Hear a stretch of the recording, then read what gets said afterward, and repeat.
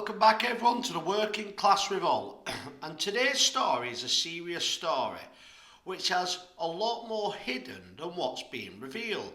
And I'm hoping on today's video we can ask some serious questions into why the Archbishop of Canterbury, Justin Welby, has resigned today following the review and investigation into John Smythe. Now, for anybody that doesn't know, John Smythe was a camp leader for a charity associated with the Archbishop of Canterbury and the Church of England. And John Smythe had been beating up and sexually abusing young boys from at least as we know, from the 70s and 80s, while running these camps on behalf of the Church of England. Now, the reason the Archbishop of Canterbury has resigned today is because a review has took place, a review that has been going on for 5 years, and shows that he knew about it, was told about it, and the only thing that he did do was an internal investigation. He did not report this to the police or any authorities, and basically nothing happened. But what the review also shows that a lot of the media aren't talking about is that the police had also been made aware of this individual, John Smythe, 5 different times. And I'm going to show you a clip in a minute of a Channel 4 investigation that took place in 2017, and only after this heard did the police actually hold an investigation. And the investigation found that this individual, John Smythe, had abused hundreds of young boys. Now, unfortunately, he died in Zimbabwe in 2018, so he never actually faced the consequences of his actions. I'm sure and I'm hopeful that he'll be facing the consequences of his actions now that he's not here anymore, and he'll be spending the eternity of his days in hell. But he didn't face any consequences while living on this earth, and the reason for that was because there was a huge cover-up. For all those decades, the Making review shows that there was a cover-up by everybody. The police didn't do anything. The officers in the church didn't do anything. And it turns out that the Archbishop of Canterbury was told about this in the 80s when he was at the same camps as John Smythe was at. Now, he says that when he was told about it was very vague. And then when he became the Archbishop in 2013 and was made aware of it, he didn't do anything but some form of internal review. And he's resigned today, stating some type of moral high ground because of what the review shows. Well, the review has been going on for 5 years. If this individual cared so much and knew he'd done wrong, he wouldn't need a review to tell him so. He would have resigned 5 years ago.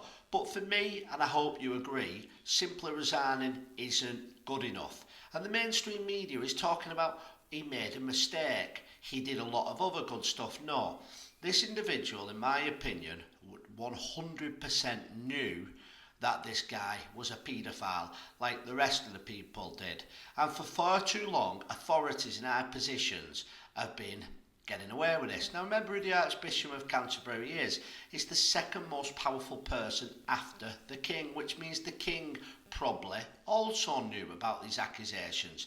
Now, it's my opinion that he knew, but what is fact is that he knew that this person had been accused of it. He knew the police had investigated it, and he knew just how serious it was, but yet did absolutely nothing. So please take a look before we continue at this segment from the Channel 4 interview where the Archbishop of Canterbury was questioned.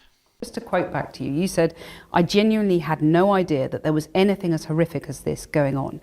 If I'd known that, I'd have been very active, but I had no suspicions at all."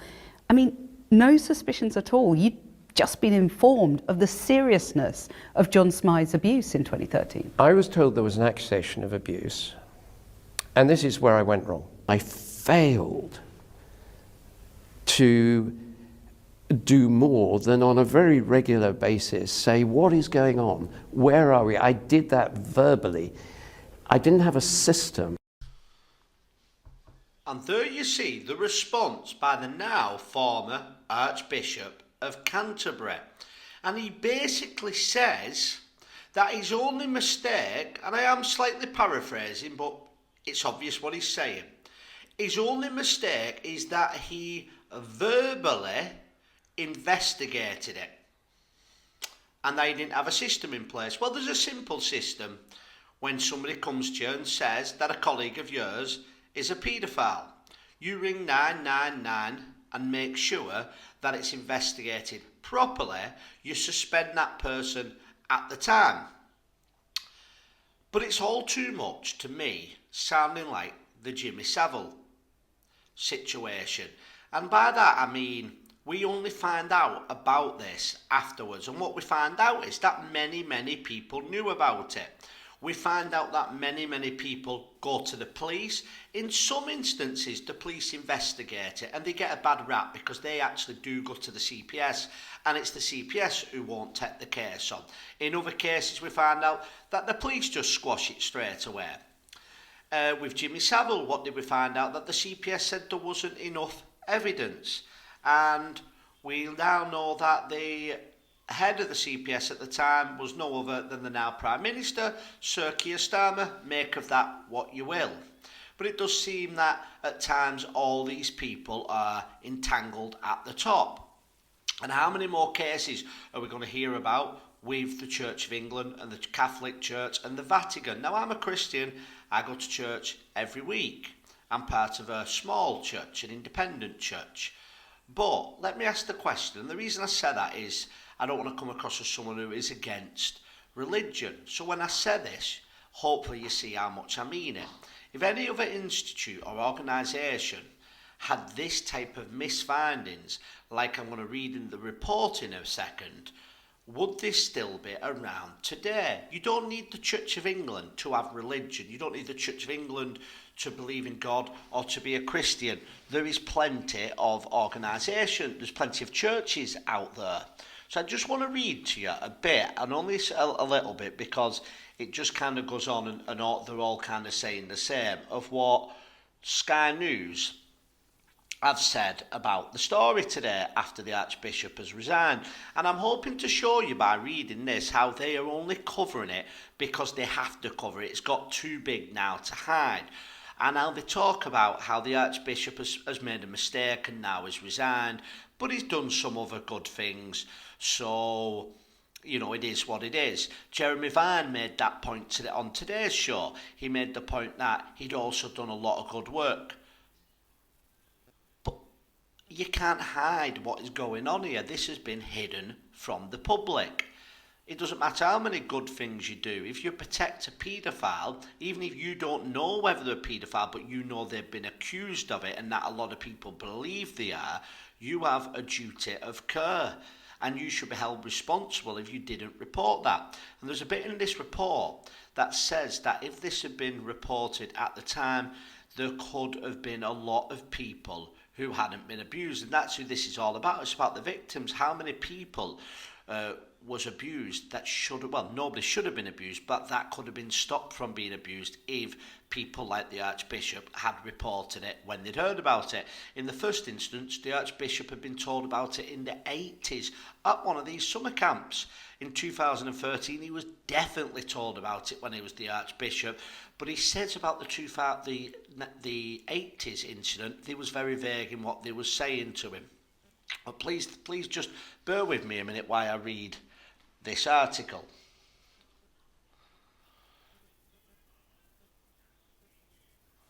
The Archbishop of Canterbury, Justin Welby, has resigned after thousands of people signed a petition calling for him to step down.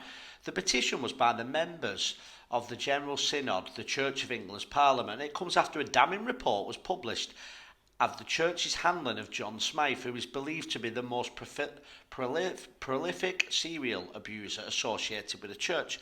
And that shows you how bad the Church is when he's presumed to be the worst they've ever had, because the truth is that he may not be the worst that they've ever had. But why has Mr. Welby resigned? What did the report say, and how will he be replaced? What was the report? It was an independent review into the Church's handling of John Smith, QC, a barrister and Christian who abused as many as 130 boys and young men at Christian summer camps. He is believed to be the most paedophilic serial abuser associated with the Church of England, having targeted victims in the UK and Africa for over 5 decades. A Channel 4 documentary broadcast in 2017 shed light on the abuse, and Hampshire police opened investigations shortly after, but Smythe died in Cape Town at the age of 75 in 2018 before any charges were brought against him. It'd be interesting to see the causes of what Mr. Smythe died of. The timing is very interesting, to say the least. Allegations were first made against Smythe in 1982, and the Independent Review published last week found Smythe's abuse was covered up within the Church of England for years. The barrister moved to Zimbabwe in 1984 and set up a similar camps there. So he was basically getting caught out in the 80s over here, so he moved his camps over to Africa, where he continued to do it. He was probably moved along by the church, in all honesty. The review said Smythe was able to move to Africa from England while a small number of church officers knew of the abuse and failed to take steps necessary to prevent further abuse occurring. Well, what we need to know is who are these officers and what action is going to be took against them. It added that from 2013, the Church of England knew at the highest level, the Archbishop of Canterbury, that's the year obviously he took over, about the abuse that took place because the victim came forward but did not act on the information. What does the report say about Justin Welby, the Archbishop of Canterbury? It says that Mr. Welby could and should have formally reported the abuse to authorities in 2013. So just bear that in mind. He did not report it to the police, as I've mentioned earlier in the video. When he first became aware, but that he and other senior figures in the church showed a distinct lack of courtesy and they minimised the matter. This was a cover-up. There's no two ways about it. And unfortunately, the Archbishop of Canterbury is at the centre of it. They said if Mr. Welby had told the police at the time, Smith may have been brought to justice a decade ago. So just bear that in mind as well. If the Archbishop had gone to the police, this guy may have been arrested in 2013, but because of the Archbishop of Canterbury, the second most powerful person in the Church of England, only after the King, or at the time the Queen, had spoken to the police, it would have been too big to ignore coming from the Archbishop. This guy could have been put in jail and spent at least 5 years in jail before he died. Maybe he wouldn't have died in that scenario, we don't know. Now, I could carry on reading, but it kind of just drags on and doesn't really say anything important. But I hope that you can see, after listening to that report, that the media are only now covering this because they have to. It very minimises, they make no accusations towards the Archbishop. They just literally read a few lines out of the report. Well done to Channel 4 on this occasion for airing this documentary. It's very interesting sometimes when you can see a huge cover-up from the top has took place. Our one channel that is usually told exactly what to do manages to break away and air it. For some reason, Channel 4 was allowed to air this documentary, which then followed the police's investigation. But please let me know what you think. This video is obviously something different than what I usually cover. Most of my videos are about the politics of the day, but it would be wrong to come across this story and not give my views on it, and views that, let's be honest, the mainstream media simply won't cover. Thank you all for watching. Please like, share and subscribe, and tell me what you think should happen to the Archbishop and what do you think he knew about this abuse. Thank you all, and I'll see you on the next video.